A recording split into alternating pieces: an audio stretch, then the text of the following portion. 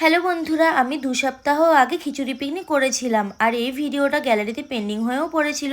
ভাবছিলাম কবে তোমাদের সাথে ভিডিওটা শেয়ার করব, কিন্তু ঘরের কাজের এত চাপ ছিল যে ভিডিওটা ছাড়তেই পারছিলাম না।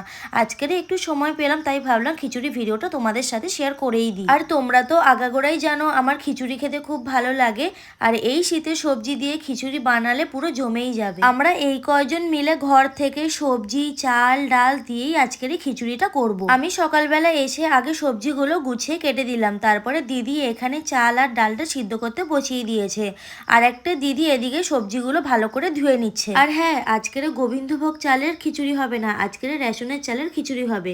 আমি এর আগে কোনোদিনও রেশনের চালের খিচুড়ি খাইনি, কিন্তু আজকের খেয়ে দেখবো কেমন লাগে। তো দেখো এখানে সবজিগুলো এক এক করে ভেজে নেওয়া হচ্ছে, আর আমরা পাশে বসে দিদির রান্না করা দেখছি। তো আজকের মতো ভিডিওটা এখানেই শেষ করছি, দেখা হচ্ছে পরের মিনি ভ্লগে। ততক্ষণ একটা লাইক করে চ্যানেলটিকে সাবস্ক্রাইব